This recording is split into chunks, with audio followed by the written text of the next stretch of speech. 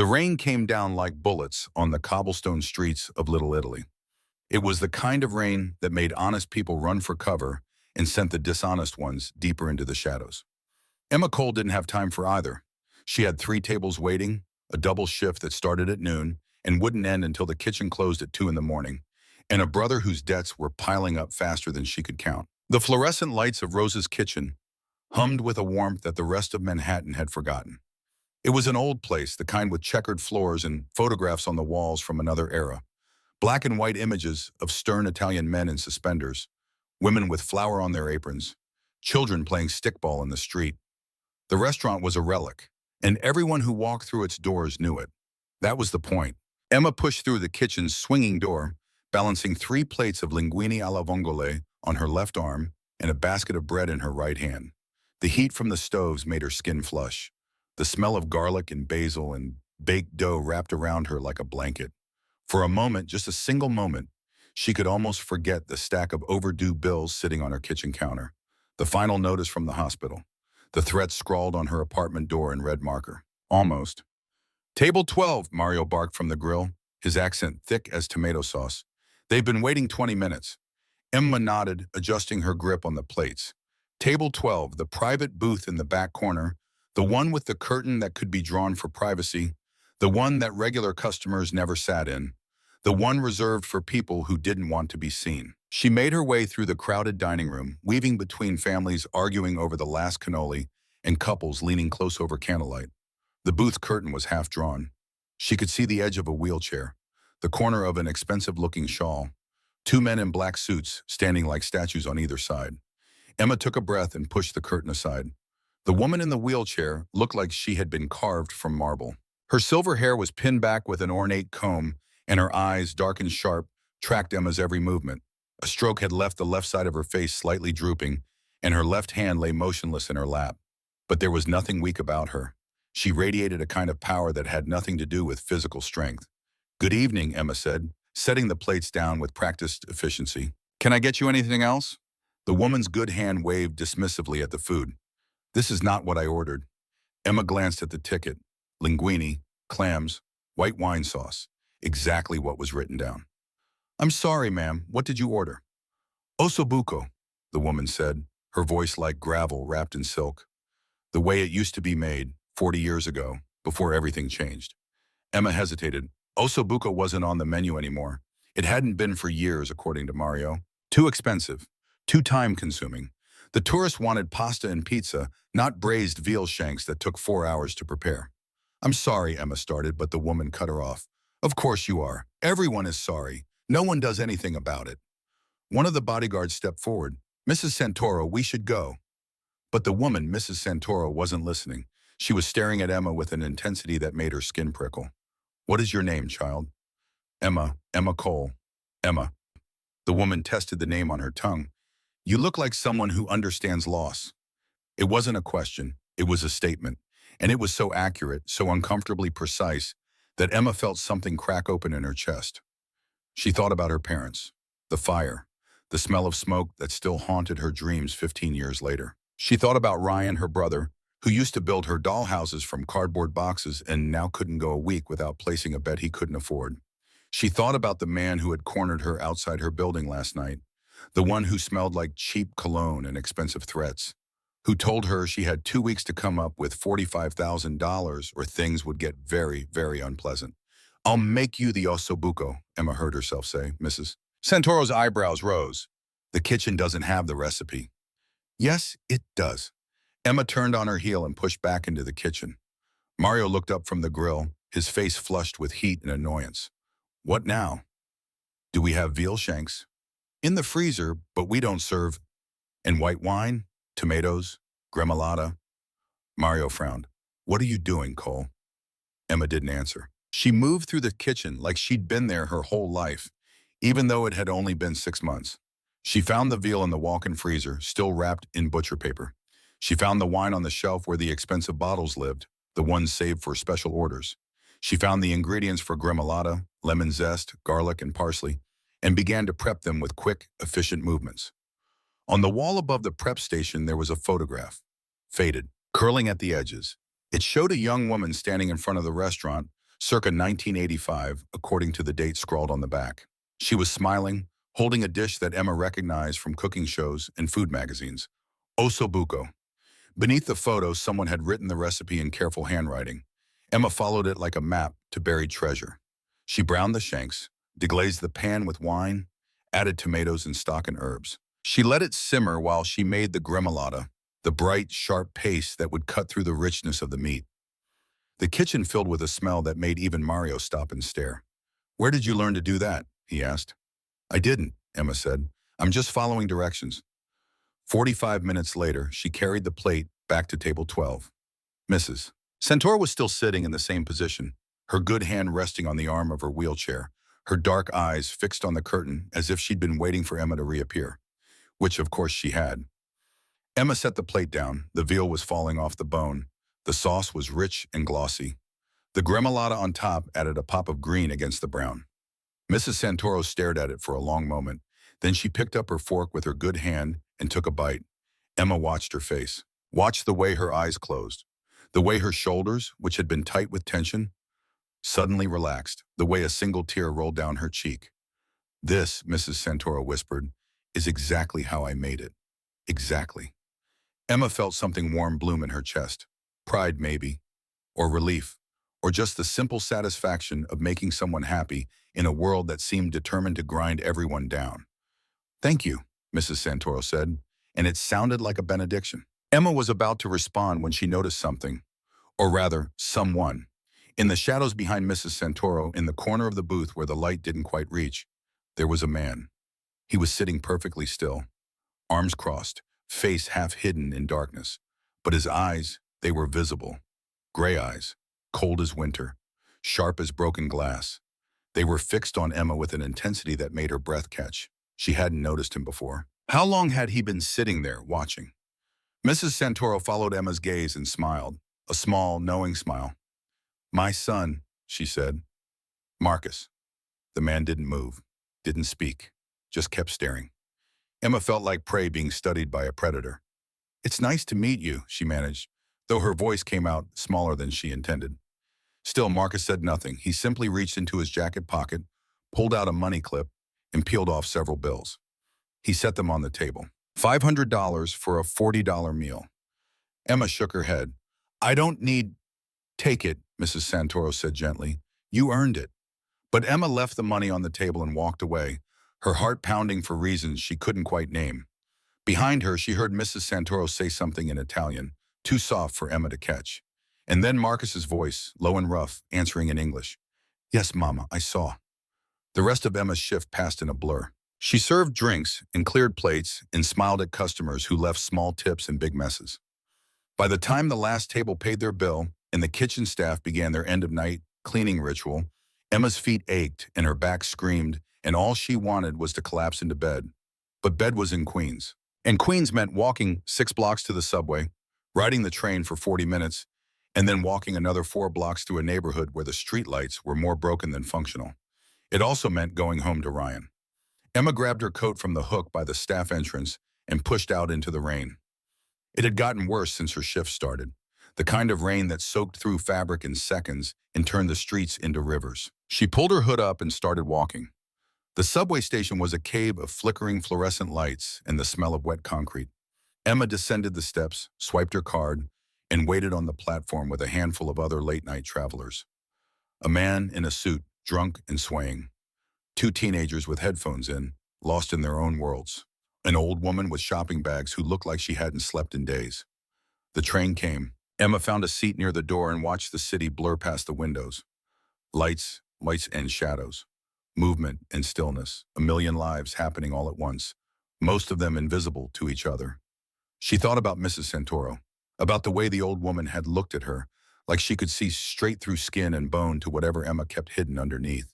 She thought about Marcus, sitting in the shadows, silent as a ghost. She thought about the $500 she'd refused and wondered if she'd made a mistake. $45,000, 2 weeks. The train rattled and squealed. Emma closed her eyes. Her apartment building was exactly as depressing as she remembered. 6 stories of peeling paint and broken windows and doors that didn't lock properly. The kind of place landlords forgot about and tenants couldn't afford to leave. Emma climbed the stairs to the third floor, her legs protesting every step, and unlocked the door to 3B. The smell hit her first. Stale beer, unwashed laundry, something rotten in the kitchen sink. Ryan was on the couch exactly where she'd left him 12 hours ago. He was sprawled out like a marionette with cut strings, one arm dangling toward the floor, the other draped over his eyes. Empty beer cans formed a small pyramid on the coffee table. The television was on, some late-night talk show playing to an audience of one. Ryan, Emma said. He didn't move. She said his name again, louder this time. He groaned and shifted, pulling his arm away from his face. His eyes were bloodshot, his hair stuck up in greasy spikes. He looked 10 years older than 28. "What time is it?" he mumbled. 2:30. "Did you eat?" He waved vaguely at the coffee table, a pizza box, empty except for crusts. "Yeah." Emma set her bag down and started gathering the beer cans. "You said you were going to look for work today." "I did look." "Where?" "Places." "What places, Ryan?" He sat up, rubbing his face with both hands. "Why does it matter? Nobody's hiring. Or they are, but they're not hiring guys with records." Emma threw the cans into the recycling bin with more force than necessary. "You made one mistake 3 years ago. Most places don't. Most places do, Em. You think I haven't tried?" His voice cracked. "You think I like sitting here, living off my little sister, drinking because it's the only thing that shuts my brain up?" Emma stopped, took a breath, softened. "I know you're trying. Do you?" Ryan looked at her, and for a moment, she saw the brother she remembered, the one who used to walk her to school every day, the one who taught her how to ride a bike and punched Tommy Garcia in the mouth when he pulled her hair in 5th grade, the one who cried at their parents' funeral and promised he'd take care of her, no matter what. "I met someone," Ryan said quietly, "a guy who says he can help." Emma's stomach dropped. "What kind of help?" "The kind that makes problems go away.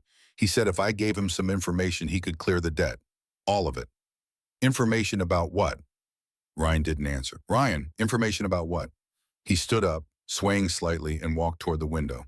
"It doesn't matter. I haven't decided yet." But the way he said it, the way he wouldn't meet her eyes, told Emma everything she needed to know. He'd already decided. He'd probably already made the deal. "Don't do anything stupid," she said.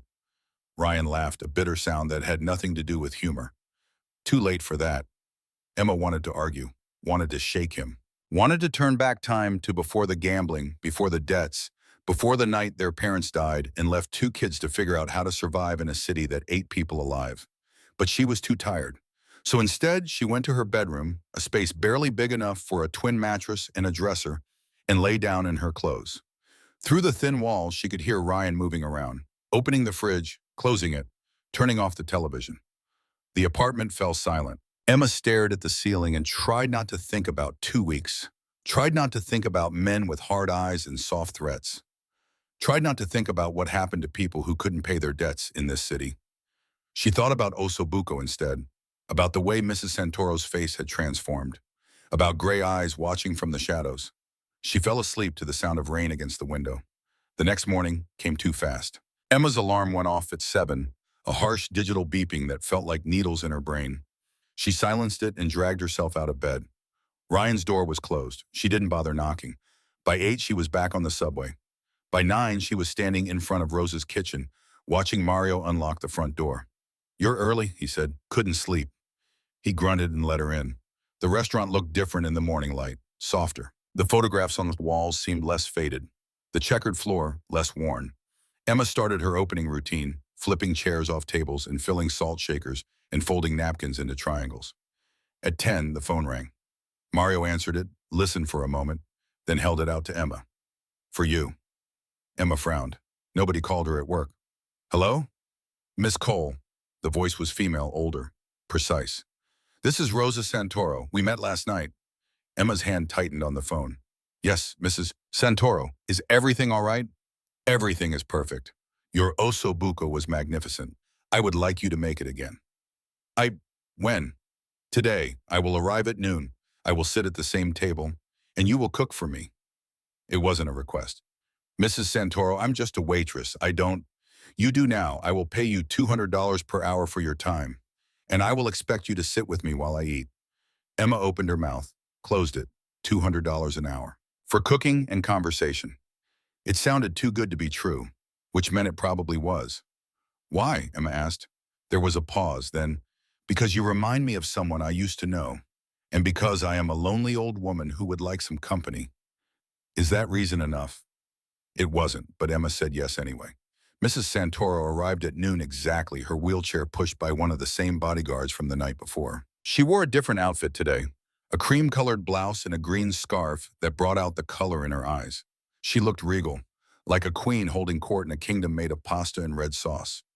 Emma brought her the ossobuco, sat across from her in the booth, and for the next hour, she listened to Rosa Santoro tell stories. Stories about growing up in this neighborhood in the 1950s, when the streets were full of pushcarts and men in fedoras and women who hung their laundry from fire escapes like flags. Stories about working in this very restaurant as a young woman, learning to cook from the owner's mother, falling in love with a man who promised her the world and gave her a son instead. My husband died when Marcus was 16, Rosa said, her good hand tracing the rim of her wineglass. A heart attack, they said, but I knew better. Emma didn't ask what she meant. Some doors were better left closed. Marcus became the man of the house overnight, Rosa continued. Too young, too much responsibility, but he never complained. He took care of me, built a life for us. He's a good son. Emma thought about the man in the shadows, the gray eyes, the silence. He seems very protective. Rosa smiled. He is, sometimes too much. He forgets that I survived long before he was born. She set her glass down. Tell me about you, Emma, your family. The question landed like a stone in still water. There's not much to tell, Emma said carefully. My parents died when I was 10, a fire. My brother and I went into foster care for a while. We've been on our own since I turned 18. Rosa's face changed. Something flickered in her eyes. Recognition, maybe, or guilt. A fire, she repeated. Where? Here, Little Italy. They were closing up a restaurant where they worked. What was the name of the restaurant? Emma tried to remember. She'd been so young. The memories were fragments. Broken glass, smoke, sirens. I don't know, I'm sorry. Rosa reached across the table and took Emma's hand with her good one. Her skin was thin as paper, but her grip was strong. I'm sorry for your loss, child. No one should lose their parents so young. They sat like that for a moment, two women connected by grief and something else Emma couldn't quite name. Then Rosa released her hand and changed the subject. They talked about lighter things, food, weather, the tourists who came to Little Italy expecting authenticity and left disappointed. By the time Rosa's bodyguard appeared to take her home, Emma felt like she'd known the old woman for years instead of hours. Same time tomorrow? Rosa asked as she was wheeled toward the door. Yes, ma'am. And Emma? Call me Rosa. Emma watched her leave, then returned to her regular shift. The restaurant filled up with the lunch crowd. She served minestrone and chicken parmigiana and tried not to think about how a $200 an hour job had literally just fallen into her lap. But good things didn't happen to people like her. Not without a quickness. That night, as Emma walked home from the subway, she found out what the cost was. The streetlights on her block were out again. They'd been out for 3 weeks, and despite multiple calls to the city, nobody had come to fix them. Emma walked quickly, keys between her knuckles like Mario had taught her, eyes scanning the shadows. She was half a block from her building when she heard footsteps behind her. Fast, heavy, getting closer. Emma started to run. A hand grabbed her arm and spun her around. She swung with the keys, aiming for eyes, but the man caught her wrist and twisted. Pain shot up her arm. The keys fell to the wet pavement with a metallic clatter. There were 2 of them. The first man was bald with a scar running from his ear to his chin. The second was younger, cockier, with a smile that made Emma's skin crawl. Emma Cole, the bald one said. It wasn't a question. Let go of me. Can't do that, sweetheart. See, you owe my boss some money, $45,000 plus interest. And the thing is, your brother skipped town yesterday, left you holding the bag. Emma's blood turned to ice. Ryan was gone. That's not possible, she said. But even as the words left her mouth, she knew they were a lie. Of course it was possible. Of course Ryan had run. What else did she expect? Oh, it's very possible, the younger one said, stepping closer. His breath smelled like cigarettes and something sour. But don't worry, Vincent, that's our boss. He's a reasonable guy. He's willing to work something out. I don't have the money. We know. That's why we're here. The bald one tightened his grip. Vincent says you're pretty. Says maybe you could work off the debt. Few hours a night. Easy work. The implication hung in the air like poison. Emma tried to pull away, but they were too strong. The younger one grabbed her other arm. They started dragging her toward a car parked at the corner, engine running, windows tinted black. She screamed. The sound echoed off the empty buildings, swallowed by the night. Nobody came. Nobody even looked out their windows. This was the kind of neighborhood where people minded their business and survived. Emma kicked, bit, fought with everything she had, but it wasn't enough. The car door opened, and then the world exploded with light. Headlights, bright as suns, flooded the street. Tires squealed, car doors slammed. Emma heard shouting, movement, the metallic click of weapons being drawn. The two men dropped her. She fell to her knees, gasping. Through the glare of the headlights, she saw silhouettes. 5 men emerging from black SUVs. They moved with military precision, guns raised, surrounding the two thugs in seconds. And then one more figure stepped out of the lead vehicle. Tall, broad-shouldered, moving with a calm that was somehow more terrifying than violence. Marcus Santoro. He wore a long coat that billowed slightly in the wind. His face was illuminated by the headlights, all sharp angles and cold fury. He didn't run. He walked. Each step deliberate, each step inevitable. "Let her go," he said. His voice was quiet, but it carried. The bald man's eyes went wide. "Santoro, this is Caruso business. The girl owes..." "She owes nothing." Marcus stopped 3 feet away. "I just bought her debt, $45,000. Consider it paid." "You can't." "I can. I did." Marcus's eyes flicked to Emma, checking if she was hurt, then returned to the bald man. "Now get in your car and drive away. Tell Vincent Caruso that if he sends anyone else to this neighborhood, to this block, to this woman, I will personally deliver his head to his mother." The younger thug reached for his weapon. One of Marcus's men, a solid-looking guy with gray at his temples, stepped forward and pressed a gun to the young man's skull. "Don't," the older one said simply. The bald man grabbed his partner and pulled him toward their car. They got in, slammed the doors, and drove away with screeching tires. Silence fell over the street. Emma was still on her knees, shaking so hard her teeth chattered. She tried to stand, but her legs wouldn't cooperate. Marcus knelt beside her. Up close, his eyes weren't as cold as she'd thought. There was something else in them. Concern, maybe, or recognition. "Are you hurt?" he asked. Emma shook her head. She didn't trust her voice. Marcus shrugged out of his coat and draped it over her shoulders. It was warm from his body heat and smelled like expensive tobacco and something woody. Sandalwood, maybe. It swallowed her whole. "Can you stand?" She nodded. Marcus helped her up, one hand under her elbow, steadying her. The world tilted and spun, adrenaline crash hitting her like a freight train. "Why?" Emma managed. "Why did you do that?" Marcus looked at her for a long moment. "My mother likes you. That's reason enough. Nobody does something like this just because their mother likes someone." A ghost of a smile crossed his face. "You're right. Nobody does." He gestured to one of the SUVs. "Get in. I'll take you somewhere safe." "I need to go home. My brother..." "Your brother isn't there. He left 2 days ago. Headed west, according to my sources." Emma felt like she'd been punched. 2 days. Ryan had been gone for 2 days, and she hadn't even known. She'd been sleeping 6 feet away from his empty bedroom, completely unaware. "I don't understand," she whispered. "You will, but first, you need to get off this street. The Carusos won't stop because I told them to. They'll come back with more men and more guns, and next time, I might not arrive in time." Emma looked at her apartment building, at the broken windows and the door that didn't lock properly, at the life she'd built from scraps and determination. It wasn't much, but it was hers. Except it wasn't. Not really. It belonged to landlords who didn't fix the heat and loan sharks who sent men in the night and a city that ground people down until there was nothing left. She looked at Marcus, at the hand he'd extended, offering safety and something else she couldn't quite name. She looked at the SUVs and the armed men and the escape route he was providing. Going with him meant entering a world she didn't understand. A world of violence and money and consequences she couldn't predict. Staying meant dying. Maybe not tonight, maybe not tomorrow, but soon. Emma took his hand. Marcus's fingers closed around hers, warm and solid and strangely gentle for someone who had just threatened to decapitate a man. He led her to the SUV. The door opened. Emma climbed inside, sinking into leather seats that probably cost more than her entire apartment's worth of furniture. Marcus slid in beside her. The door closed. The convoy pulled away from the curb, leaving her old life behind. "Where are we going?" Emma asked. "Home," Marcus said. Then he spoke into a small microphone in his lapel. "Tony, we're coming back. Prepare the east wing."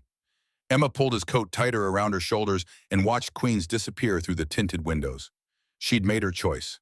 For better or worse, she'd stepped into the lion's den. And somehow, surrounded by armed men and the smell of gunpowder still lingering in the air, she felt safer than she had in years.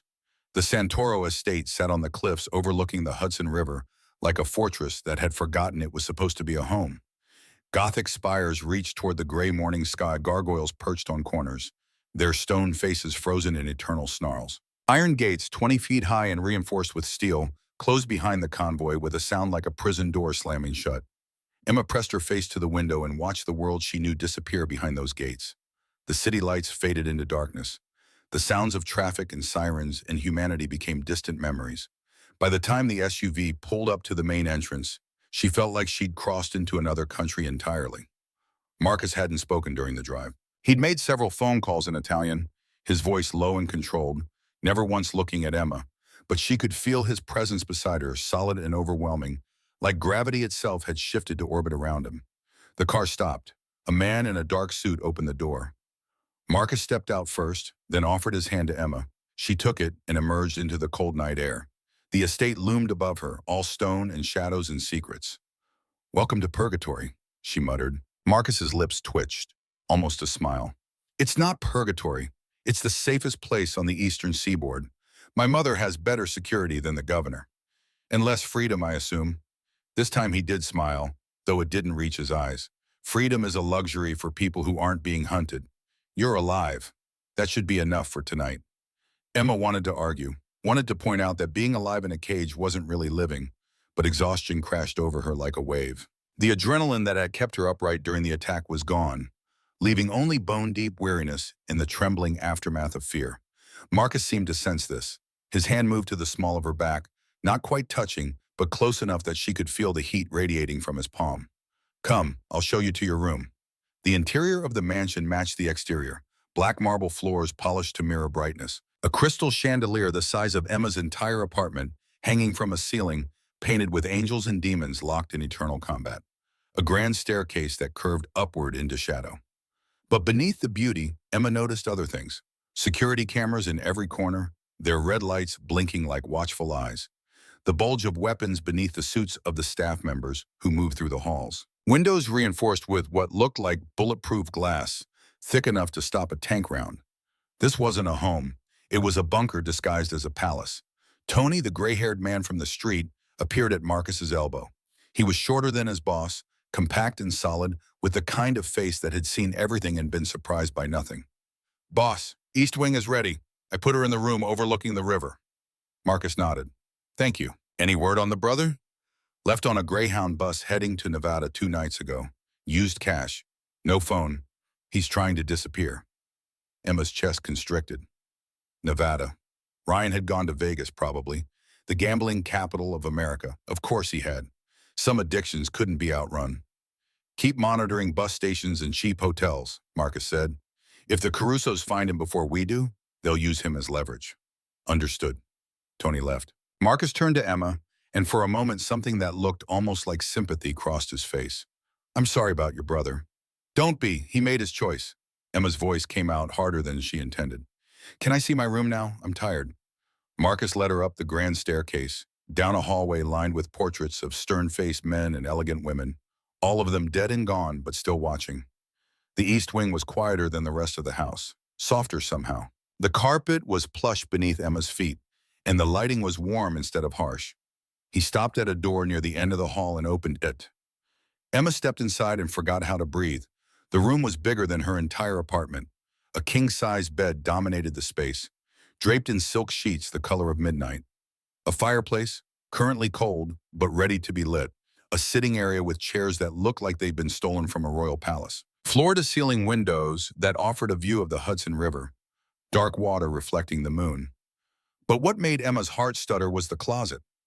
Marcus opened it to reveal racks of clothing, sweaters, blouses, pants, dresses, in her size, and all clearly expensive, all waiting like they'd known she was coming. "How?" Emma turned to face him. "How did you know my size? How did you know I'd even come here?" Marcus leaned against the doorframe, his gray eyes unreadable. "I've been watching you since the night you fed my mother. I know your size. I know you walk 6 blocks to the subway every night. I know you work double shifts at a diner on weekends. I know you haven't bought new clothes in 8 months. I know everything about you, Emma Cole. It should have terrified her. The invasion of privacy, the stalker-level obsession. But standing in this room that had been prepared for her, wearing a coat that still smelled like him, Emma felt something else entirely. Something dangerous. That's creepy, she said. I know. Why did you do it? Marcus pushed off the doorframe and walked toward her. He moved like a predator, all controlled grace and coiled power.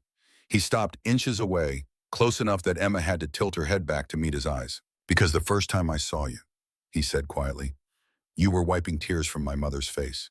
You touched her like she mattered, like she was a person instead of a law or an obligation. Nobody's done that in years, maybe ever. And I thought, he paused, jaw tightening, I thought that anyone capable of that much kindness in a world this dark deserved to be protected. Emma's pulse hammered in her throat. I'm not a damsel in distress. No, you're not. You're something far more dangerous. His gaze dropped to her lips, then back up. You're someone I can't stop thinking about. And that makes you a liability I can't afford. He stepped back, putting distance between them like it physically hurt. Get some sleep. Tomorrow you start working with my mother, physical therapy, conversation, whatever she needs. You'll be paid $5,000 per week, all expenses covered. You're safe here, Emma, safer than you've ever been. And if I want to leave, Marcus's expression hardened, then I'll station 6 guards outside whatever apartment you choose to rent. You'll never be alone again. The Carusos won't stop, not until they've made their point. So you can stay here, in comfort and safety, or you can leave and spend the rest of your life looking over your shoulder. Your choice, Emma. He turned and walked to the door, paused with his hand on the handle. For what it's worth, I hope you stay. Then he was gone, leaving Emma alone in a room that felt like a golden cage. She walked to the window and pressed her forehead against the cool glass. Below, the ground stretched out in manicured perfection. Guard patrols moved through the shadows like ghosts. Somewhere in the distance, she could hear the river flowing, indifferent to human drama. Emma thought about Ryan, about her parents, about the life she'd built from nothing and how easily it had been torn away. She thought about Marcus, watching her from the darkness, learning everything about her, preparing this room like a spider spinning a web. She should be afraid, should be planning her escape. But as she climbed into the silk sheets and let exhaustion claim her, Emma realized the most terrifying thing of all. She didn't want to leave. Morning came with gentle sunlight and the smell of coffee. Emma woke disoriented, reaching for an alarm clock that wasn't there, in a bed far too comfortable to be real. For a moment, she thought she'd dreamed the entire night. The attack, the rescue, the mansion. Then she saw the clothes hanging in the open closet and knew it was all horrifyingly real. Someone had left a breakfast tray outside her door. Fresh pastries, fruit, coffee in a silver pot with real cream and sugar cubes. Emma carried it inside and ate by the window, watching the sun turn the Hudson River into molten gold. A knock interrupted her second cup of coffee. Come in, Emma called. The door opened to reveal Rosa Santoro. She wasn't in her wheelchair. Instead, she walked slowly with the help of a carved wooden cane, her left hand still weak but functional. She wore a cream-colored pantsuit and had her silver hair pinned up in an elegant twist. She looked every inch the matriarch, powerful and sharp despite her age and injury. Good morning, child, Rosa said, making her way to one of the sitting area chairs. I trust you slept well. Emma set down her coffee cup. Mrs. Santoro, I didn't expect... Rosa. We agreed on Rosa. The old woman settled into the chair with a soft sigh, and I came to apologize. My son has a tendency toward grand gestures. Buying debts, moving young women into his home, it must have been quite a shock. That's one word for it, Rosa smiled. He means well. Marcus has carried the weight of this family since he was 17 years old. Sometimes he forgets that not everyone needs to be saved. Emma thought about the men dragging her toward a car, about the darkness that had been closing in. I did need to be saved. Last night, at least. Yes, and now you are here, safe, but also trapped in a way. Rosa's dark eyes studied Emma's face. Do you know why I asked you to work for me? You said I reminded you of someone. You do. You remind me of myself 40 years ago, young, alone, trying to survive in a world that wanted to grind me into dust. Rosa's good hand gripped the head of her cane. I made choices then, some good, many bad. I aligned myself with powerful men because I had no power of my own. And I've been paying for those choices ever since. Emma sat forward. What are you trying to tell me? That you have a choice now. You can stay here, accept Marcus's protection, and become part of this world. Or you can leave, and we will do our best to keep you safe from a distance. But whatever you choose it with open eyes, because once you enter this life fully, there's no walking away. The words hung in the air between them. Emma thought about Ryan, who had tried to make deals with dangerous men and ended up running for his life. She thought about her parents who had died in a fire that maybe wasn't an accident. She thought about Marcus, watching from the shadows, offering protection that felt like possession. What if I stay but refuse to become part of it? Emma asked. What if I just work with you and keep my distance from everything else? Rosa's smile was sad. You can try, but proximity changes people. You'll see things, learn things. And one day, you'll have to decide if you can live with the knowledge of what we are and what we do. What do you do? We survive, Rosa said simply, by any means necessary. They spent the rest of the morning together. Rosa showed Emma through the mansion, pointing out the medical suite where she received treatment, the library with its walls of leather-bound books, the kitchen that looked like something from a high-end restaurant. They worked on Rosa's physical therapy, gentle exercises to strengthen her left side. Rosa was a difficult patient, stubborn and proud, but she responded to Emma's encouragement in ways she clearly didn't for the professional therapists. By noon, they were back in Rosa's private sitting room, drinking tea and talking about everything except the obvious. Food, weather, books, the garden that Rosa loved but could no longer tend herself. It felt almost normal, almost. Then Marcus appeared in the doorway, and the temperature in the room dropped 10 degrees. He wore a charcoal suit, perfectly tailored, with a black shirt underneath. No tie. His hair was damp, like he'd recently showered. There was a bruise forming on his left cheekbone that Emma didn't remember from last night. Mama, he said, his voice warm in a way Emma hadn't heard before. How are you feeling? Better, thanks to Emma. Rosa reached out her good hand, and Marcus crossed the room to take it. She's a miracle worker. She is.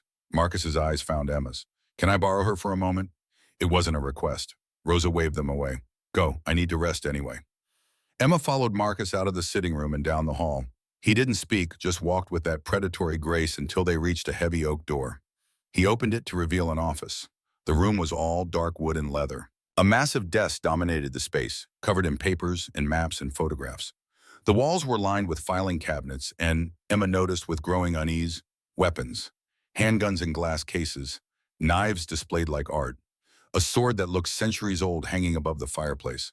But what made Emma's blood run cold was the board on the far wall. Cork, covered in photographs connected by red string.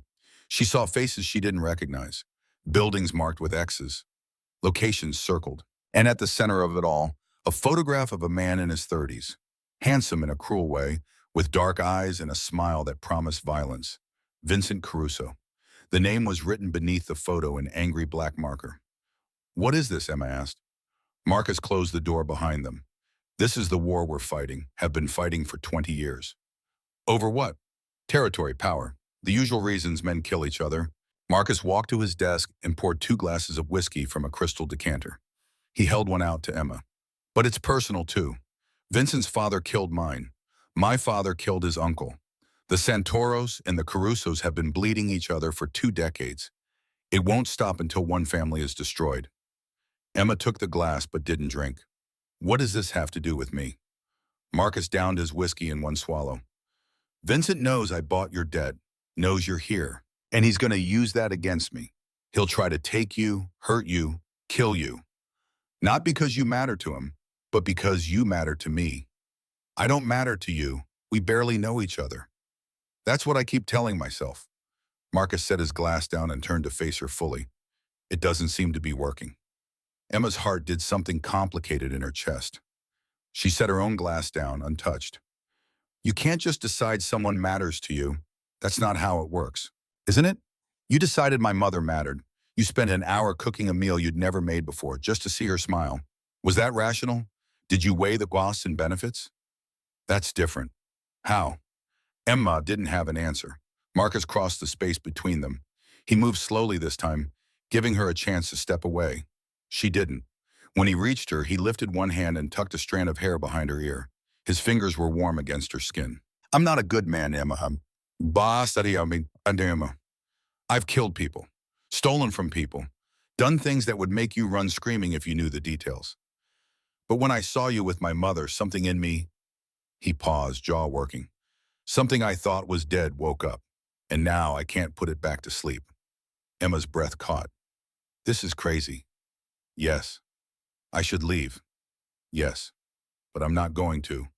"No," Marcus agreed. "You're not." The moment stretched between them, charged and dangerous. Emma could feel her pulse in her throat, in her wrists, in places she didn't have names for. Marcus's eyes had gone dark, the gray turned to smoke. His thumb traced along her jaw, barely touching, just enough to make her skin burn. Then he stepped back, and the spell broke.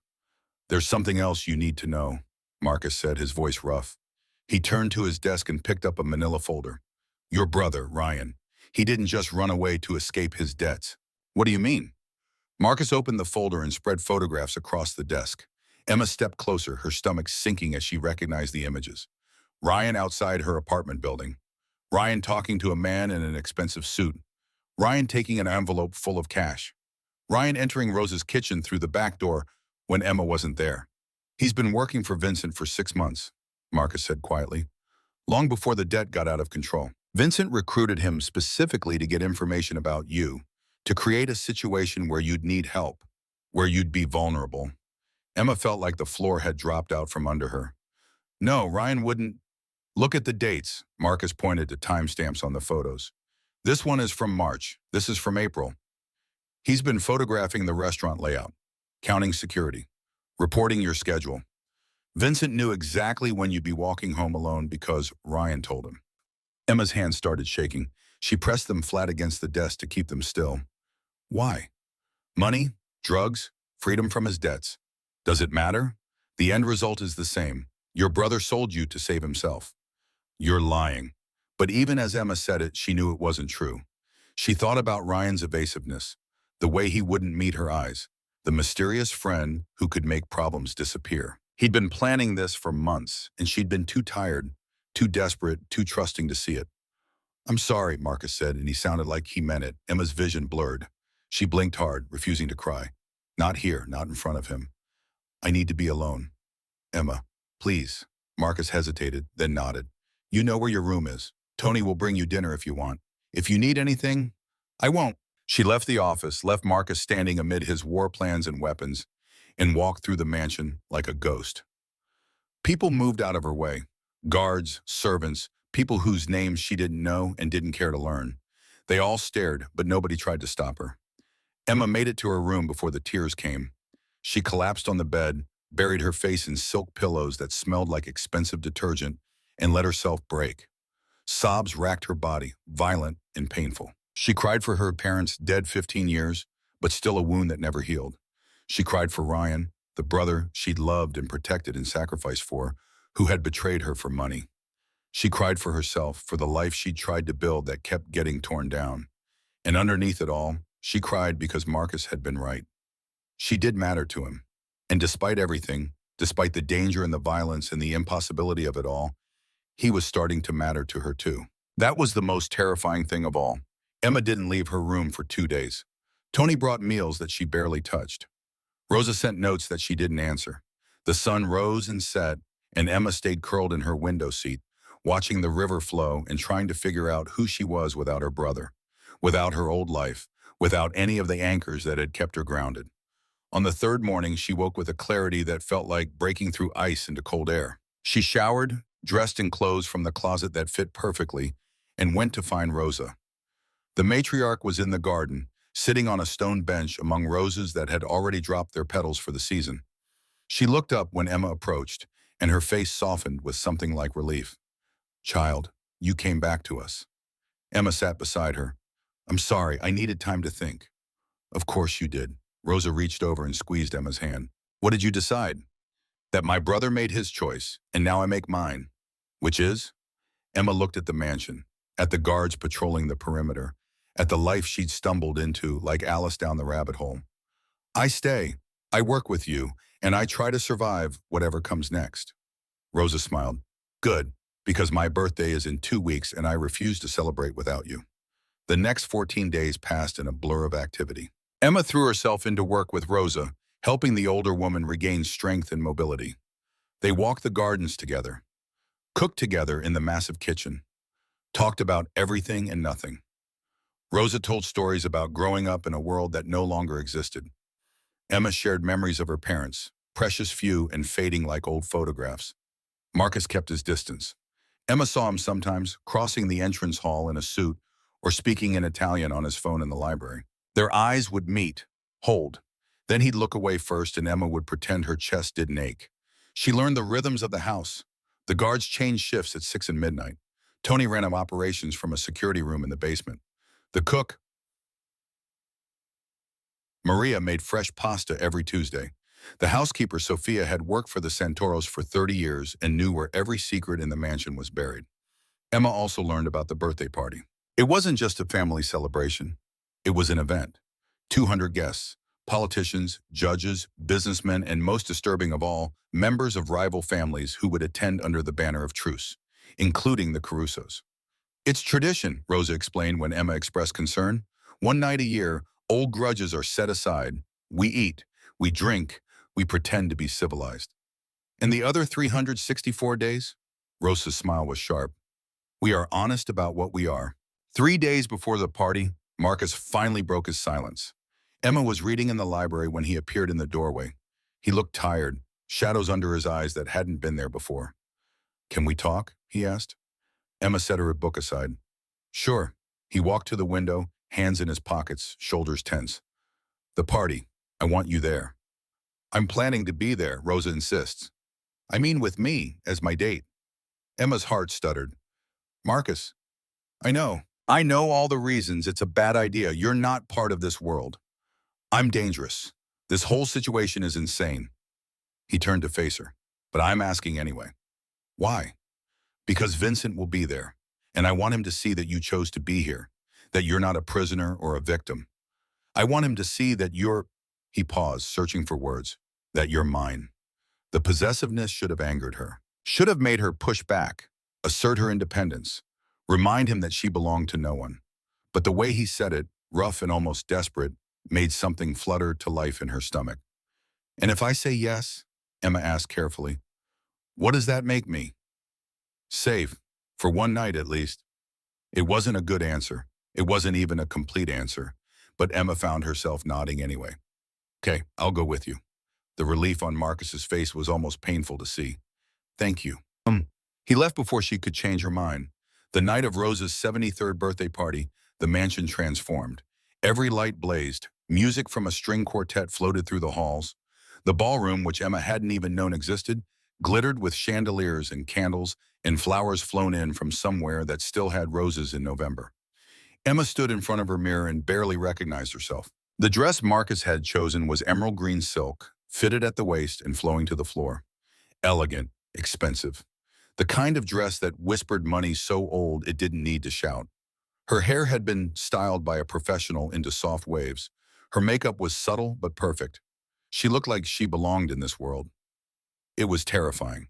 A knock at the door made her jump. Come in. Marcus entered, and the air left the room. He wore a tuxedo that fit him like it had been grown on his body. His hair was slicked back. His jaw was clean-shaven. He looked like danger wrapped in wealth, and Emma's mouth went dry. You look... Marcus stopped, shook his head. There aren't words. You clean up pretty well yourself. He held out his arm. Ready? Emma took a breath and linked her arm through his. No, but let's go anyway. They descended the grand staircase together. Below, guests mingled with champagne flutes and false smiles. Emma recognized some faces from television.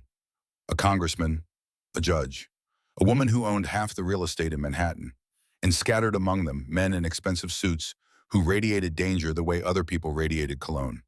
Mafia, from different families, different territories, all playing nice for one night. Rosa sat in a place of honor at the head table, resplendent in burgundy silk. She saw Emma and Marcus descending and smiled with genuine warmth.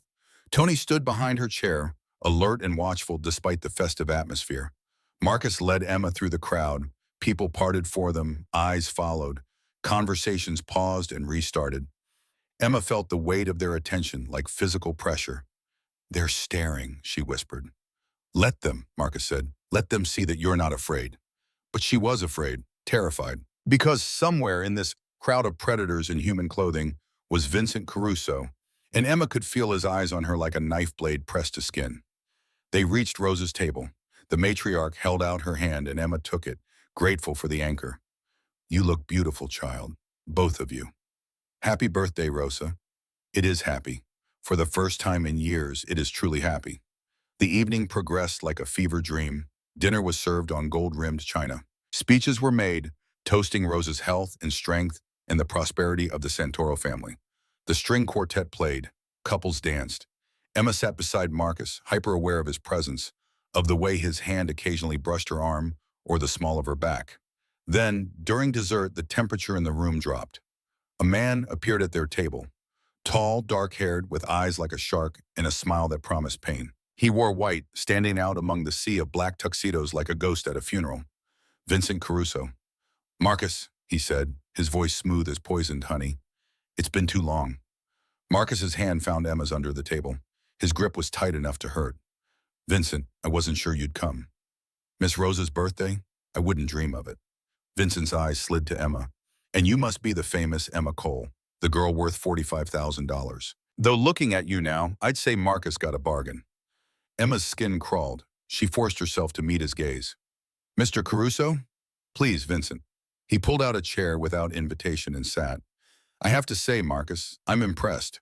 When I heard you'd moved her into your house, I thought it was just business, protection for payment. But seeing you two together," he gestured with his champagne flute, "this is personal, isn't it? My relationships are none of your concern." "Oh, but they are. When my men are sent away with threats of decapitation, when territories are redrawn, when debts are bought out from under me, it all becomes very personal." Vincent leaned forward. "Tell me, Emma, has Marcus told you about your parents yet?" Emma's heart stopped. "What?" "Vincent." Marcus's voice was deadly quiet. "Don't." "Oh, I think she deserves to know. Daniel and Marie Cole. They died in a fire 15 years ago at a restaurant in Little Italy. What was it called? Rosa's Kitchen, I believe." The world tilted. Emma turned to Marcus, seeing the truth written on his face. The guilt, the pain, the secret he'd been carrying. "My restaurant?" Emma's voice came out strangled. "My parents died in your restaurant?" "It wasn't his restaurant then," Vincent continued, clearly enjoying the devastation he was causing. "It belonged to Marcus's father. And the fire? Well, let's just say it wasn't an accident. Turf war. My father wanted that block. His father wanted to keep it. Your parents were closing up after a late shift. Wrong place, wrong time. Collateral damage." Emma couldn't breathe. The room spun. 14 years of grief, of not knowing, of thinking it was random chance, and all along it had been murder. And Marcus had known. He'd known from the beginning who she was, what his family had done, and he'd said nothing. She stood so fast her chair toppled backward. "You knew." Marcus stood too, reaching for her. "Emma, please, let me explain. You knew who I was, what happened to them, and you brought me here anyway. I was trying to protect you. From the truth?" Her voice broke. "From knowing that the man I—" She stopped, horror dawning. "Oh God, I almost—" "And you knew the entire time." She ran, through the ballroom, past the staring guests, past Tony's concerned face, and Rosa's stricken expression. She ran through the mansion halls until she found a door that led outside, into the cold November night. Behind her she heard shouting. Chaos. The party dissolving into something else. Emma didn't care. She kept running toward the iron gates, toward freedom, toward anything that wasn't the suffocating weight of betrayal. She almost made it. A car screeched to a halt in front of her. Doors opened. Men emerged from shadows.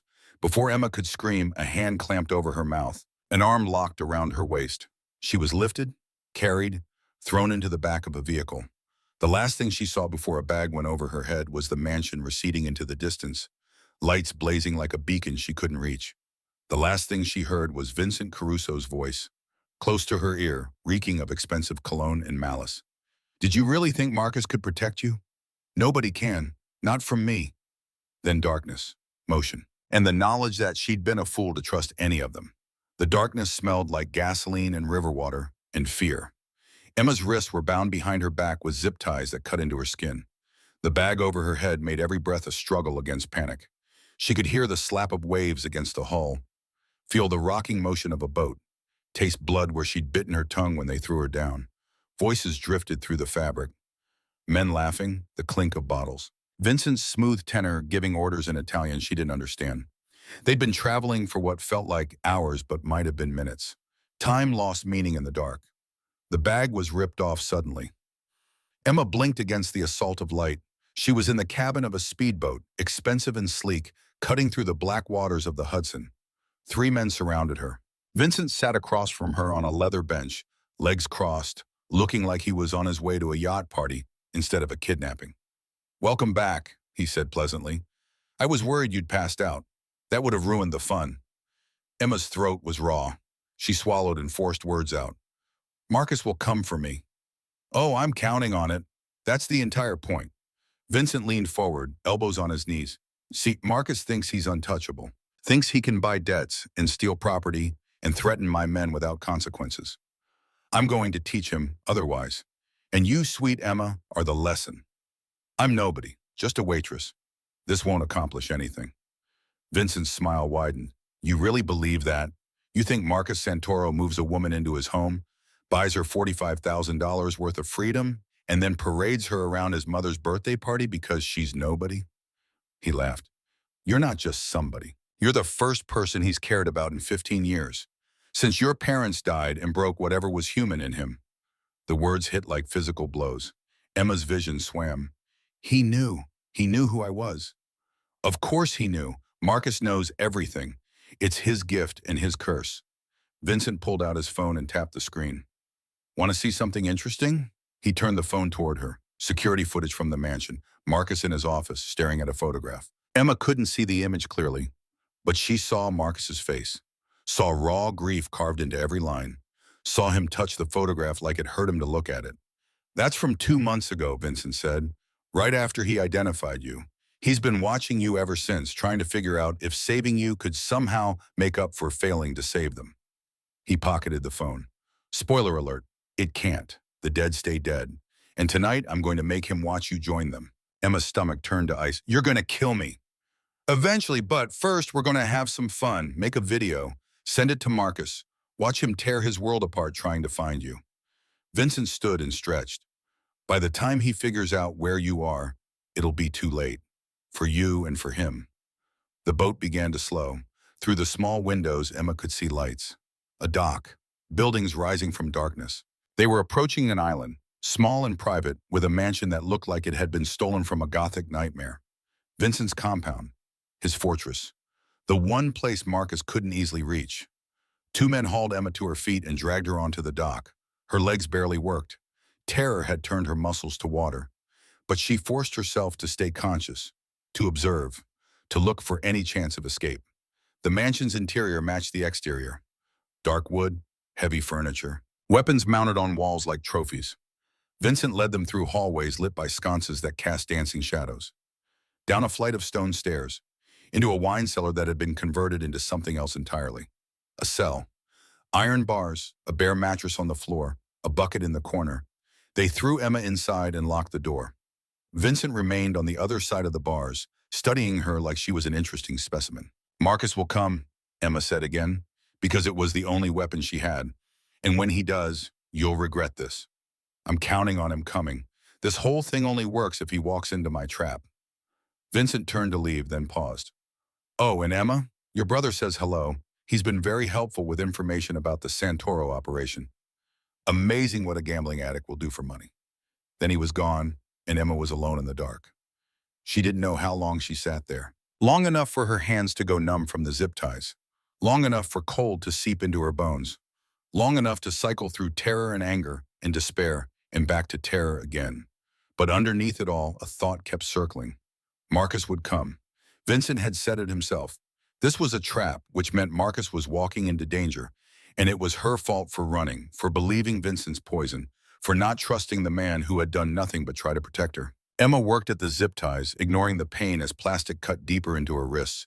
She searched the cell for anything sharp, anything useful. Found nothing but stone and iron and shadows. Above her, she heard footsteps. Voices. The mansion coming alive with activity. Then distantly, an explosion. The wine cellar shook. Dust rained from the ceiling. Somewhere upstairs, men started shouting. Gunfire erupted, rapid and close. The sound of war coming to Vincent's fortress. Emma pressed herself against the bars, heart hammering. Marcus! The battle moved through the mansion like a storm. Emma tracked it by sound. Breaking glass, screams, the heavy thud of bodies hitting floors. More explosions, smaller this time. Flashbangs, maybe, or grenades. The violence was extraordinary, biblical, the kind of chaos that happened when two armies decided a single person was worth burning the world. Then silence, long and terrible. Footsteps on the stairs, slow, deliberate. Emma's breath caught. Friend or enemy? Salvation or execution?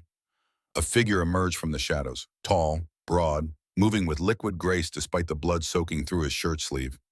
Marcus. His face was a mask of controlled fury and desperate relief. He crossed to the cell in 3 strides, pulling a keyring from his pocket. His hands shook as he unlocked the door. Emma. Her name came out broken.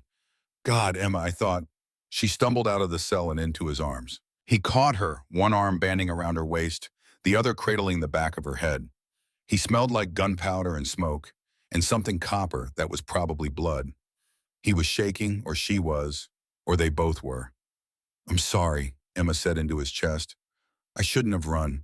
I should have let you explain. No, I should have told you from the beginning. Marcus pulled back just enough to look at her face. His gray eyes were bright with emotion she'd never seen before. I should have been honest about everything. Your parents, my father, the guilt I've carried for 15 years. But I was afraid if you knew, you'd look at me the way you're looking at me right now. How am I looking at you? Like I'm a monster. Emma shook her head. I'm looking at you like you're a man who came into hell to pull me out. That's not a monster, Marcus. That's a hero. Something in his expression cracked. He pulled her close again, burying his face in her hair. I need to get you out of here. Vincent escaped during the assault. He's somewhere in the mansion, and I won't risk. A slow clap echoed through the wine cellar. They both turned. Vincent stood at the top of the stairs, backlit by the carnage above. He held a gun in one hand and a phone in the other. Touching, he said. Really, I almost feel bad about what happens next. He raised the gun, aiming at Marcus's chest. Say goodbye, Santoro. Emma moved without thinking. She grabbed a broken bottle from the floor, remnant of some long-ago celebration, and hurled it with every ounce of strength she possessed. The bottle spun through the air, glittering in the dim light, and shattered against the side of Vincent's head. He staggered. The gun went off, the bullet going wide, sparking off stone. Marcus lunged forward, tackling Vincent before he could recover. They crashed to the ground in a tangle of limbs and violence. Emma ran up the stairs, through the mansion, stepping over unconscious or dead men in Caruso colors. She found the armory Vincent had been so proud of and grabbed the first handgun she recognized. A Glock, simple and deadly. Marcus had taught her the basics during those long afternoons in the estate basement. Point, breathe, squeeze. She checked the magazine, loaded, safety off. Emma ran back to the wine cellar. Marcus and Vincent were locked together, rolling across the floor. Marcus had size and strength. Vincent had desperation and rage. Blood slicked the stones, making them both slip and slide. Vincent got on top, hands around Marcus's throat, squeezing. Vincent! Emma's voice cracked like a whip. He looked up, saw the gun pointed at his face, saw Emma's hands, steady despite everything, saw death looking back at him. You won't, he gasped. You're not a killer. Emma thought about her parents, about Ryan, about every person Vincent Caruso had hurt or destroyed or used as a pawn in his games. She thought about Marcus, choking beneath Vincent's hands, and she knew the truth. She could pull the trigger, could end this, could become exactly what this world demanded. But she wouldn't. You're right, Emma said. I'm not. She adjusted her aim and shot Vincent in the knee. He howled, releasing Marcus, clutching his shattered leg. Marcus rolled away, coughing, gasping for air. Emma kept the gun trained on Vincent as he writhed on the floor. That's for my parents, she said quietly. The rest is up to the justice system. Sirens wailed in the distance. Tony appeared at the top of the stairs, phone in hand. Boss, FBI is 2 minutes out. We need to move. Marcus stood, swaying slightly. He looked at Emma, at the gun in her hands, at Vincent bleeding on the floor. Something passed between them, unspoken but understood. She'd saved him. Not by killing, but by choosing mercy when vengeance would have been easier. Come on, Marcus said, taking her hand. Let's go home. They left Vincent Caruso for the federal agents who'd been building a case against him for 3 years. left him screaming threats and promises of revenge that would never come to fruition. By the time Emma and Marcus reached the speedboat, the island was swarming with law enforcement.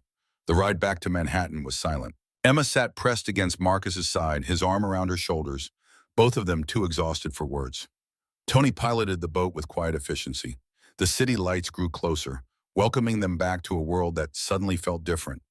At the private dock, Rosa was waiting. She sat in her wheelchair, wrapped in a shawl, flanked by guards. When she saw them, she stood, leaning heavily on her cane, and opened her arms. Emma walked into that embrace and finally let herself cry. "Hush, child," Rosa murmured. "You're safe now. You're home." Over Rosa's shoulder, Emma saw Marcus watching them. His face was a landscape of emotion, relief, gratitude, love so raw it hurt to witness. Their eyes met, and Emma knew. Whatever came next, whatever truth still needed to be told, they would face it together. The next morning, Emma woke in her room at the estate to find Rosa sitting by the window, watching the sunrise paint the Hudson in shades of gold and rose. "We need to talk," Rosa said without preamble. "About your parents, about the night they died, about everything Marcus hasn't told you." Emma sat up, pulling the blanket around her shoulders. "I'm listening." Rosa's hands twisted in her lap, the strong, confident matriarch suddenly looking every one of her 73 years. "Your father, Daniel Cole, he wasn't just a restaurant worker. He was an accountant for the Caruso family. Money laundering, tax evasion, the usual financial crimes. But he was good at his job. Too good. He started noticing things, discrepancies, money being funneled to offshore accounts that had nothing to do with legitimate business. Human trafficking," Rosa said quietly. Vincent's father was running a trafficking ring. Young women mostly, brought in from Eastern Europe and Asia, promised given nightmares instead. Your father found the proof. He was going to take it to the FBI.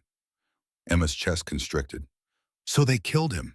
Vincent's father ordered the hit, a fire at Rosa's kitchen, where your parents both happened to work that night. Make it look like an electrical accident. Destroy the evidence. Silence the witnesses. Rosa's eyes filled with tears. "I knew. I was the accountant for the Santoro family then. I heard rumors, saw the planning, but I was pregnant with Marcus, terrified of losing him, and I stayed silent." "You let them die," Emma's voice was flat. "Yes." Rosa didn't flinch from the accusation. "I let them die to protect my son.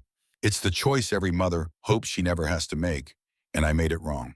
I've been living with that guilt for 15 years. Emma stood and walked to the window. Below, the grounds were peaceful. Guards walked their routes. Birds sang in the trees.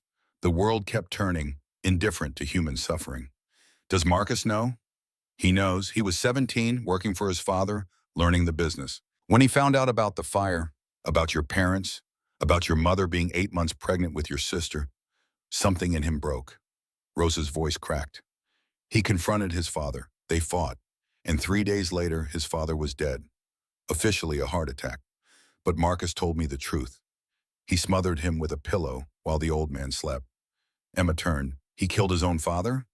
For your family, for every innocent life his father had destroyed. Marcus has spent the last 15 years trying to atone, dismantling trafficking rings, protecting people the system ignores.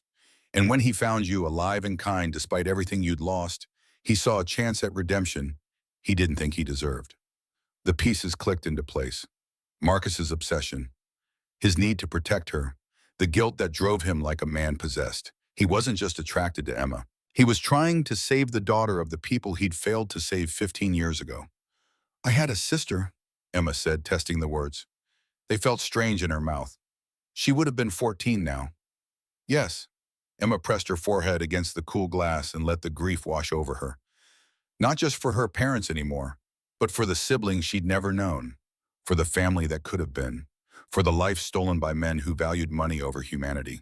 But underneath the grief, something else stirred. Understanding, forgiveness, maybe.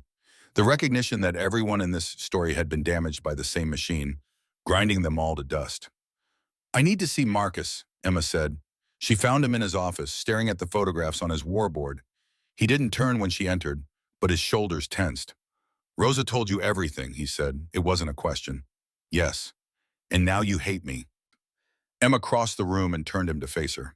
His eyes were red-rimmed, haunted. She reached up and cupped his face in both hands. "I don't hate you. I understand you. I let them die, Emma. I was there. I could have. You were 17, a kid.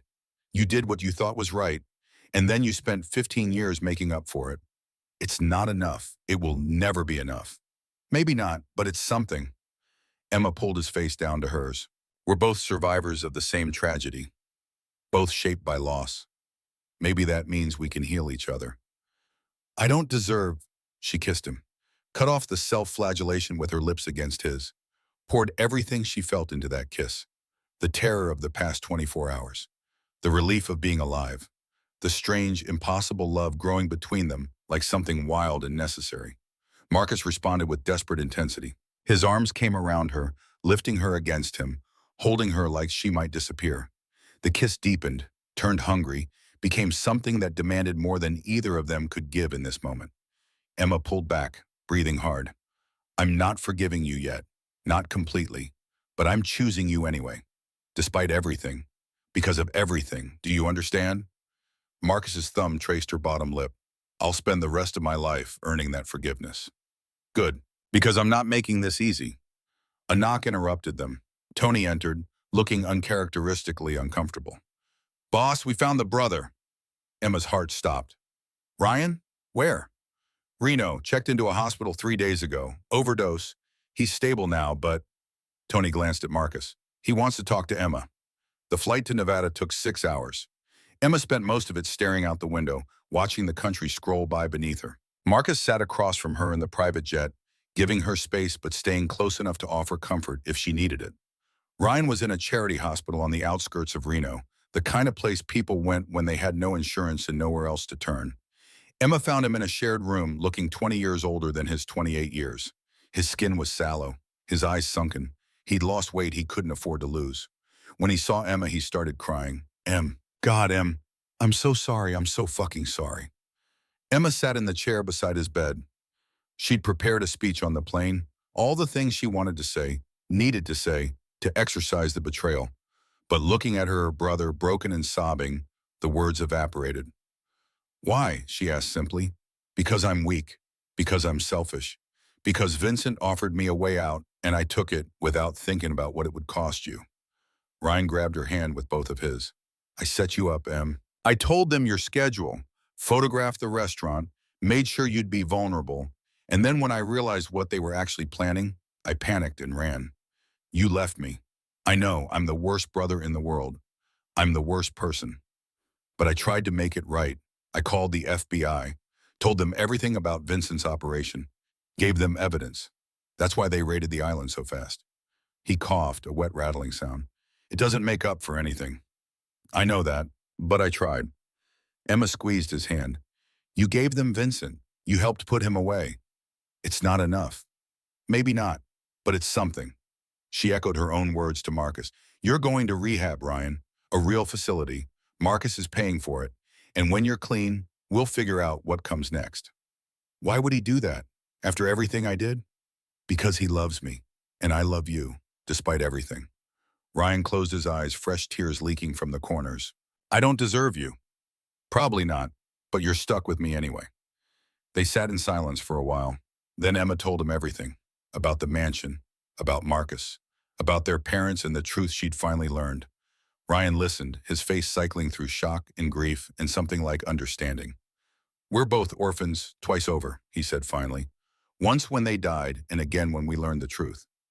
Yes, but we're still here, still fighting. That has to count for something. Ryan nodded. I'll get clean, Em, I swear. I'll get clean and I'll be the brother you deserve, even if it takes the rest of my life. That's all I ask.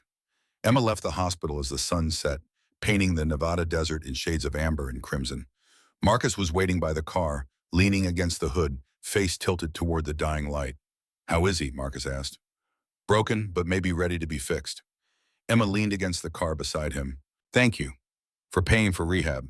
You didn't have to. He's your family. That makes him my responsibility now. Emma turned to look at him. Your responsibility? Marcus met her eyes. I'm in love with you, Emma Cole. I know it's too fast, too complicated, too everything. I know you're not ready to hear it, but I need you to know anyway. Every decision I make now, I make with you in mind. Your happiness, your safety, your family. It's all mine to protect. Emma's heart did something acrobatic in her chest. That's a big claim. I know. I'm not ready to say it back. I know that too. But I think I could be, given time. Marcus smiled, the first genuine smile she'd seen from him. It transformed his face, made him look younger, lighter. I'll wait. They flew back to New York in comfortable silence. Emma slept with her head on Marcus's shoulder, feeling safer than she had in years. When they landed, Rosa was waiting at the mansion with hot chocolate and a knowing smile. 6 months passed. Winter turned to spring. The Caruso family crumbled without Vincent, scattered by federal indictments and internal power struggles. Marcus slowly, methodically dismantled his own criminal operations, transitioning to legitimate business. It wasn't easy. Some associates left, others threatened. But Marcus was patient, relentless, and backed by Rosa's strategic brilliance. Emma found her place in this new world. She reopened Rosa's kitchen, renovated and renamed Marie's kitchen in honor of her mother. Ryan managed it after completing rehab, sober for the first time in a decade. The restaurant became something special, a place where people from all walks of life could find a good meal and a moment of peace. Emma and Marcus moved slowly, carefully. They had dinner together every night, walked the estate grounds, talked about everything and nothing. He taught her to shoot properly, to defend herself, to never be a victim again. She taught him to laugh, to relax, to believe he was more than the sum of his sins. On a warm evening in May, Marcus took Emma to the restaurant after closing. The space was empty, tables cleared, lights dimmed, but candles flickered on a table by the window. The one where Rosa had first sat, where this entire impossible story had begun. "What's this?" Emma asked. Marcus pulled out a chair for her. "Sit, please." She sat. He disappeared into the kitchen and returned carrying 2 plates. Ossobuco, made from Rosa's recipe, the one Emma had followed that first night. The smell alone brought tears to her eyes. They ate in comfortable silence, the city lights twinkling beyond the window. When they finished, Marcus stood and offered his hand. "Dance with me." "There's no music." "We don't need music." Emma took his hand and let him pull her close. They swayed together in the quiet restaurant, holding each other like drowning people hold driftwood. Emma rested her head on Marcus's chest, listening to the steady beat of his heart. "I love you," she said. Simple. True. "I think I've loved you since you wrapped your coat around me in the rain. I just needed time to admit it." Marcus's arms tightened around her. "Say it again."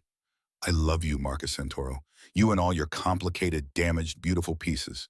He pulled back just enough to look at her face, reached into his pocket, drew out a small velvet box. Emma's breath caught. "I know this is a restaurant, not a mansion balcony or a fancy proposal location. But this is where it started, where you showed my mother kindness, where I first saw you and thought maybe, just maybe, I could be someone worthy of you." He opened the box. An emerald ring, deep green flanked by diamonds, caught the candlelight. "Marry me, Emma, not because you have to, not because you owe me, but because you choose me. Every day, the way I choose you." Emma looked at the ring, at the man holding it, at the life they'd built from tragedy and violence and impossible odds. She thought about her parents, about the sister she'd never known, about Ryan fighting for sobriety, about Rosa teaching her to be strong. She thought about the girl who'd been a waitress 6 months ago, barely surviving, and the woman she'd become, a woman who owned a restaurant, who'd shot a man to save the person she loved, who'd learned that sometimes the darkest places contain the brightest lights. "Yes," Emma said. "Yes, I'll marry you, but you have to promise me something. Anything. No more shooting in the house. It ruins the carpets." Marcus laughed, the sound rich and full. He slipped the ring onto her finger and kissed her. The kiss tasted like ossobuco and wine and promises kept, like coming home after a long journey through hell. Outside, spring rain began to fall, but inside Marie's kitchen, 2 survivors held each other and dared to believe in happy endings. The wedding was small, 50 people in the estate gardens, cherry blossoms falling like snow. Rosa officiated, having gotten ordained online specifically for this purpose. She wore emerald green to match Emma's ring and cried through the entire ceremony. Ryan stood beside Emma, sober and steady, giving her away with a speech that made everyone weep. Tony stood beside Marcus, the brother he'd never had by blood, but had chosen through loyalty. When Marcus and Emma exchanged vows, they rewrote the traditional words. Emma promised to be patient with his darkness. Marcus promised to be worthy of her light. They promised to fight, to forgive, to choose each other when it would be easier to walk away. The reception was joyful, free of the tension that had marked Rose's birthday. No rival families, no politicians playing both sides. Just people who loved each other, celebrating a love that had survived impossible odds. As the sun set and the music played, Emma and Marcus slipped away to the balcony overlooking the Hudson. The same balcony where this story had turned from rescue to something more. "Do you ever regret it?" Emma asked, leaning against the railing. "Leaving that life behind?" Marcus stood beside her, their shoulders touching. "Never. You gave me something worth more than power." "What?" "Peace." Emma smiled and turned to face him. Took a breath. "I'm pregnant." Marcus froze. "What?" "About 8 weeks. I found out this morning. I was going to tell you tonight, but..." She gestured at the wedding reception behind them. "Surprise?" Marcus knelt in front of her, placed both hands on her stomach, still flat beneath her wedding dress. His eyes were bright with tears. "A baby. Our baby, a fresh start. I don't know how to be a father," he admitted.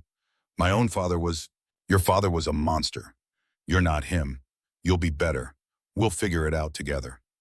Marcus stood and pulled her into his arms, held her like she was the most precious thing in the world, which to him she was. "I love you. Both of you. We love you too." They stood on the balcony as the stars came out, two people who'd found each other in darkness and built something bright. The road hadn't been easy. It had been blood and tears and choices that would haunt them forever. But they'd survived. More than survived. They'd found a way to heal. 5 years later, Emma stood in Marie's kitchen during the lunch rush, managing the chaos with practiced ease. Her daughter, Marie Rose, named for both grandmothers, played in the office with coloring books. Ryan, 5 years sober, managed the front of house with quiet competence. The restaurant had expanded, now a fixture in the neighborhood, known for excellent food and the woman who'd turned tragedy into triumph. Marcus walked through the door at his usual time, 12:30, wearing a suit but no longer carrying weapons. He transitioned fully to legitimate business, running real estate development and charitable foundations. The Santoro name meant something different now. Not fear, but respect. Marie saw her father and ran to him with a shriek of delight. Marcus scooped her up, spinning her until she giggled. Emma watched them, heart full, and thought about how far they'd all come. That night, after Marie was asleep and the house was quiet, Emma and Marcus sat on their balcony. The same balcony where everything had changed, where they'd chosen each other again and again. "A man came to the restaurant today," Emma said. Italian accent. Said he was Vincent's cousin from Sicily. Wanted to talk. Marcus tensed. "What did you tell him?" "That we're not in that business anymore. That the answer is no. That if his family has a problem, they can take it up with our lawyers." And he smiled and left. "But Marcus..." Emma turned to face him. "He said we'd hear from them again. That blood calls to blood." Marcus was quiet for a moment. Then he took her hand. "Let them come. We've survived worse. Together." Emma nodded, because it was true. They'd survived betrayal and violence and grief that should have destroyed them. They'd built a life from the ashes of their parents' deaths. They'd learned to love when love seemed impossible. Whatever came next, they would face it the same way they'd faced everything else. Together, with courage, with hope, with the knowledge that sometimes the kindest thing you can do is refuse to let darkness win. In the nursery, Marie Rose slept peacefully, dreaming whatever dreams 5-year-olds dream. Downstairs, Rosa sat in her favorite chair, reading by lamplight, alive and well, and finally at peace. In Nevada, Ryan closed up a second location of Marie's kitchen, proud of the life he'd rebuilt. And on the balcony overlooking the Hudson, two survivors held hands and watched the stars, knowing that their story, however it had begun, was far from over. But for tonight, this moment, they had everything they needed: love, family, and the strength to face whatever tomorrow brought. The end.